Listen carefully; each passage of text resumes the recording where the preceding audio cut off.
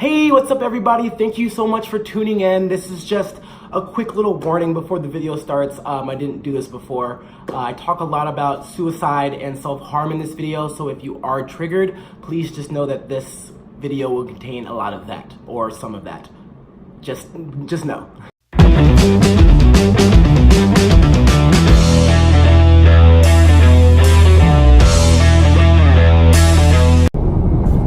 Another big thing is that now that I'm looking back on it, I'm not sure when this whole bipolar thing manifested. I'm not sure if I was bipolar then or if I've always been bipolar. You know, I was just diagnosed with it, and when I look back at some of my behavior, it exhibits some symptoms of bipolar disorder, but I wasn't, from then I was, diagnosed as being depressed, because that's what it looked like. I wasn't, having that sort of high elevated state. But that summer, when I just kind of snapped into it, I would say yes, a lot of it has to do with the work I did and the relationships I formed in the group and the things I learned about myself and my family, and really trying to target those anxiety areas. Yes, I did all that, but at the same time, I think it was a mixture of me being manic, because in July, I switched medications, but I switched depression meds. I was on Lexapro, which I remember just thinking like, bruh, this is like, all the other meds I tried did not work. They were all shitty. But Lexapro, I took it and I was like, this must be like what crack feels like, because I was so happy. I was like, and I didn't know if it was the medicine or not, but like within 2 weeks, after the 2 weeks of taking it, regularly, I was like, I'm not sad anymore. This is great. Life is great. This is amazing. I love this group. I love the friends I've made. They're like, really helping me get through my stuff. I'm helping them. I just want everyone to be happy. And I felt like life was perfect. I was super excited to go to school, and eventually I did graduate. But it was this different type of happiness, and now that I'm reflecting on it, yes, I was doing my work, and yes, I was making the strides to get, better, but at the same time, it's the way it happened. It happened so quickly. It wasn't gradually, and I'm not sure if it was the medicine or if it was just me going through that change, coming out of the winter time, high school is over, graduating from high school, preparing for college, like all of these different things, and then snapping right back into being like, yes, let's go. And then going into college, not seeing a therapist, being like, I'm happy, I'm fine, getting off my medicine. That's like, it just sounds like I was manic. I didn't take medicine going into college, didn't see my therapist, was partying like hella much, because I never really drank in high school. Like, I didn't do that. Apparently, that's a thing that like people do in like high school. Like, I never did that. I never like went to like high school parties and like got drunk and shit. Like, my parents weren't fucking around with that. I didn't do any of that. But when I got to college, drinking heavily, partying, doing all the drugs, just like things that like were clearly like, I think I was manic, and just the way it happened. So I mean, like, it was a great program and everything, but I think it was just targeting the wrong areas for what I needed, because if I was bipolar, then obviously like I wasn't depressed and like I should be working on these issues, but it wasn't just like, you stop it. A lot of people in the program, sometimes when you have depression, it's not something that you necessarily have to live your entire life with. Same thing with bipolar, but it's more likely that like if you're bipolar, you're gonna like deal with this the rest of your life. But when you're depressed, it's sort of like, you do what is making you depressed. You figure out like the things that are in your subconscious that are making you sad, which I did, and then after that, you graduate from the program and you're good, you're happy. That was my mindset. I thought like, I had figured out these things, I worked on all these issues, I know why I was upset, I know how to make myself better now, I know how to like reach out for resources, all these different tools, we call it a toolbox, I learned. So like if I was feeling down, reach out to somebody, things I would never do before. And then of course, winter came of my freshman year of college, and I was depressed again. And I was stressed out, and all these other things that I realize now, maybe because I was bipolar. But yeah, so I mean, I think that was a great time. I think I'm always afraid of talking about that, because when people say like, you talk about hospitalization, you really do think about that sort of 48-hour hold or on the weekend, and people think that you're insane or whatever. Or whenever I talk about, I have this big ass like survivor sticker on my laptop, this semicolon project, and basically what that is that it's for survivors of suicide. I'm not even sure if I said that right. It's very hard to define suicide, because suicide is an act. You don't like die by it's very, you guys know what I'm saying. But yeah, so just talking about suicide makes people feel very uneasy, especially when I say like, oh yeah, I was hospitalized because I tried to kill myself, or I took a whole bunch of pills, not necessarily trying to kill myself, but trying to harm myself. Whenever you talk about self-harm, it makes people feel a little like, you get like this little itch on you. You feel a little bit weird. I mean, even when I talk about it, I feel weird about it. Like talking about the program I was in and like how it helped me. That's a little bit weird. But I figured that there's nothing wrong with that because, like, one, would you rather me not go to the program and be out here like crazy as shit and doing like whatever the fuck I wanted to? No. So at this point, it's like, yeah, I was in the program, so what? Like, I got better. That's the whole point of these programs. It's the same thing as if like going through chemo. If I had cancer, like, you have to go through treatment, you have to go through chemo, you have to do this to get better. Same thing with mental health issues.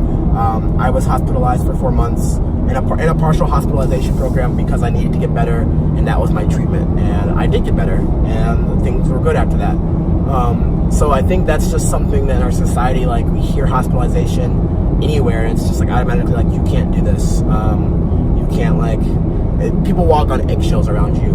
Or like, he can't. And I was mostly nervous about, putting this video up because I'm applying to jobs right now.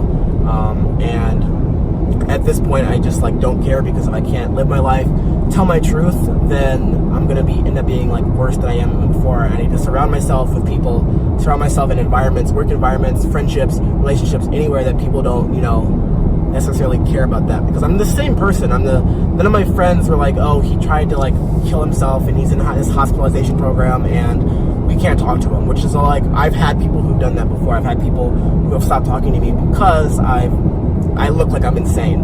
But my real friends, from day one have not done that. And I think that's what we need to be, more accepting about.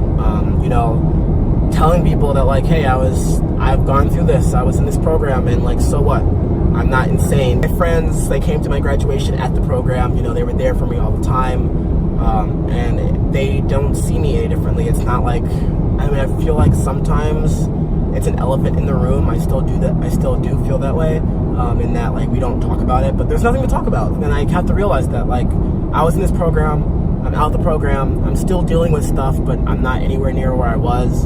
And that's just the work I have to do. I feel like the reason why I feel like it's an elephant in the room is because after the program, I never talked about it, never talked about, hurting myself. My friends, like, know I used to do it, but we just don't say anything. But there's also nothing to say because I fixed those problems, and that was just my treatment. And I like that because they've normalized it, because it should be normalized. But at the same time, in my head, I'm still thinking like, this wasn't normal. Most people don't have to be hospitalized in a program. I literally felt like when I was there, like doing art therapy, I would like make art for my friends because, it helps you in various ways. So I would feel like, oh, like, I'm leaving the hospital, you guys. I'm like, gonna come over, come see me. I made this to you. I made this for you, like, in my art therapy class today. It just felt very much like I was like, the program was nothing like this, but it felt like I was going like from a padded cell and coming home and being like, this is what I made, like, in crazy class today, you guys. And that's how it felt. But my friends never saw it that way. I hope they didn't. And if they did, fuck you guys. But they normalized it. They were like, oh, this is cool, thank you so much for the art. Or they asked me about how I did things today. It was never like, I was never seen as like the other. And that's why, like, I feel like people who are dealing with this, who are hospitalized in college or, hospitalized at any point in their life, you should be more comfortable bringing it up, like, and like, I can't say that because I still have, if I was like actually hospitalized in that 48-hour hold, I don't know how I would bring that up, but like, how do you, as a college student, tell your like professor, I tried to kill myself this weekend, I haven't been in class for a week because of that reason, and let's go from here. It's an awkward conversation for anybody, because it's not something that, it's out of your control because it's a mental illness, but people see it as being like, you tried to do this, you did that yourself, it's your fault. It's like, no one else, like, it didn't happen to you, you did that. And I think that mentality is the reason why it's hard for people. Like, for jobs, I've known people who have been hospitalized and have missed work because when you are hospitalized within that 48-hour hold, it's like, you have no access to your phone, like, you just don't go to work. So it's like, how do people get fired from that, and it's like, how do you go to your like employer and tell them like, I had these issues this weekend, tried to kill myself, I wasn't able to come to work, I'm super sorry. One, like, you weren't at work, and most employers are like, I don't care what the excuse is, you weren't here, you're fired.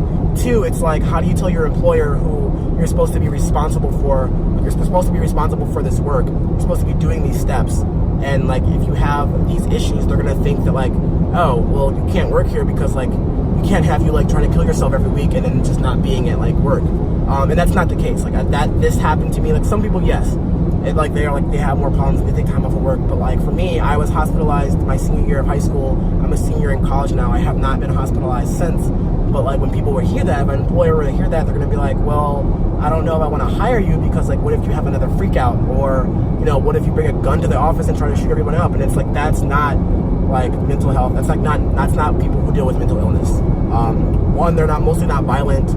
Two, like most of my freakouts don't happen during the day because like my mind is preoccupied with things. Most of the times it happens when you're alone because you are alone. It happens at night for me. I can't speak to everyone else, but it happens at night for me because I'm alone. My body is tired from like the entire day, and that's all I can think about. I'm trying to normalize treatment, seeing a therapist, doing what you need to do to get better, because that's the whole point. It shouldn't be frowned upon. It shouldn't be like, put against you, because it's just like any other illness, and that I'm getting help for this so I don't have those freakouts in public, or I don't do those behaviors in public. I can still do everything I want to do, but the reason why I'm getting treatment is so I don't do those things.